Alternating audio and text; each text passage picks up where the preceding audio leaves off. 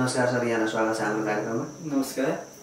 आज चाहिँ हाम्रो विद्यालयले तयार पारेको हाम्रो वार्षिक कार्ययोजना भनौँ अथवा विद्यालयले गर्ने गतिविधि, शिक्षक, विद्यार्थी, अभिभावक सम्पूर्णले विद्यालयले चाहिँ गर्न सक्ने सहयोग र के भूमिका रहन्छन् शिक्षक विद्यार्थीको भन्ने विषयमा हामी आज कुरा गर्नेछौँ।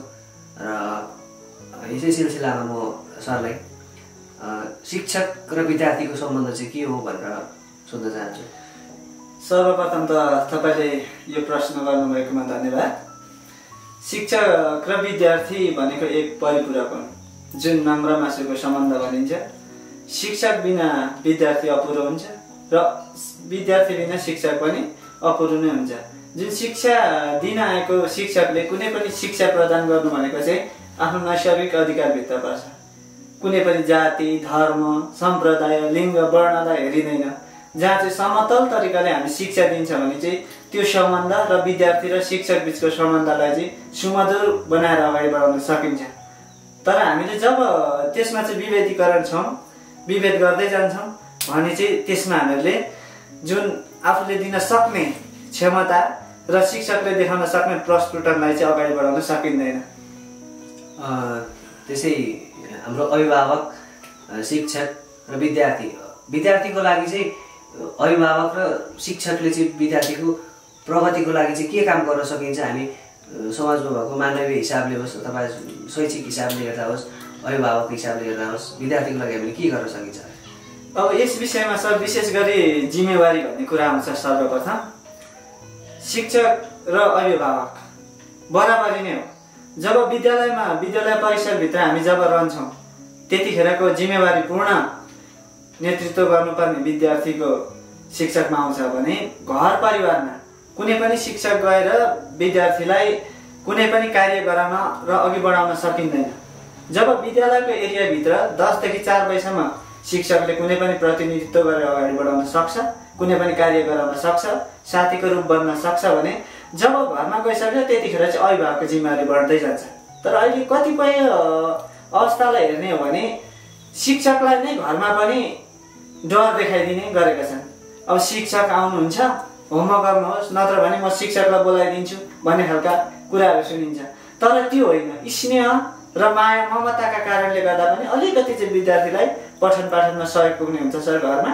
त्यही भएर अलिकति विद्यालयमा होस् घर परिवारमा होस्, विद्यार्थीमा घर परिवारको सम्बन्धहरूले पनि प्रभाव पार्ने गर्छ। कतिपय घर परिवारमा के हुन्छ भन्दाखेरि चाहिँ आफ्नो परिवारभित्रै पनि झै झगडा हुने हुन्छ। त्यसले गर्दा उनीहरूलाई चाहिँ अलिकति ट्रेजेडी हुने भएको कारणले गर्दा उनीहरूले राम्रो ग्रो अप हुन सक्दैनन्। त्यही भएर उनीहरूलाई मेन्टली टर्चर हुने गर्दछ। त्यही भएर विद्यार्थी, शिक्षक र अभिभावक भनेको एउटा सिक्काको दुई पाटा भनिन्छ नि, त्यो जत्तिकै नै हो सर।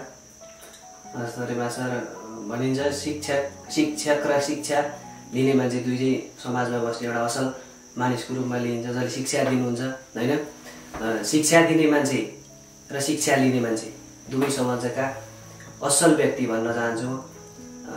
एउटा शिक्षकले सिकाएको असल मार्गदर्शन दिएको विद्यार्थी कहिले पनि कुमार्गमा हिँड्दैन। एउटा असल शिक्षकले दिएको निर्देशन अनुसार त्यो विद्यार्थी हिँड्ने हो भने उसले जीवनमा राम्रा कुराहरू मात्रै उसले अपनाउँछ, नराम्रो कुराहरू टाढै रहन्छ। त्यस कारणले गर्दा हाम्रो समाजलाई, अहिले बिग्रिँदै गएको समाजलाई यो शिक्षा एकदमै महत्त्वपूर्ण भएको हुँदा विद्यालयले, अभिभावकले विद्यार्थीको शैक्षिक गुणस्तरलाई सुधार गर्न चाहिँ के गर्न सकिन्छ?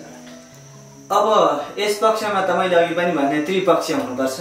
जुन त्रिपक्ष भन्नाले हामीले बुझिसकेका छौँ शिक्षक, विद्यार्थी र अभिभावक। यति भइसकेपछि जब गुणस्तरीय भन्ने कुरामा चाहिँ सुधार गर्ने क्रममा पहिलो त विद्यार्थीको चाहनालाई बुझिन्छ। इच्छा शक्ति के छ त उसमा, इच्छा शक्तिलाई बुझ्नुपर्ने हुन्छ। इच्छा शक्ति अनुसारको शिक्षा प्रदान गर्न सकियो भने त्यहाँबाट गुणस्तर राम्रै लिन सकिन्छ भने कतिपय क्षेत्रमा चाहिँ उनलाई जबरजस्ती यो विषय पढ, त्यो विषयमा ध्यान गर, त्यो विषयमा अगाडि बढ भनिन्छ। तर उसको इन्ट्रेस्ट त्यसमा छैन भने कुनै पनि त्यो विद्यार्थीले अगाडि बढ्न सक्दैन। त्यही भएर इच्छा शक्तिलाई पहिलो मार्गनिर्देशन मनन गरेर चाहिँ अगाडि बढाउने हो भने विद्यार्थीको गुणस्तर सुधार गर्न सकिन्छ।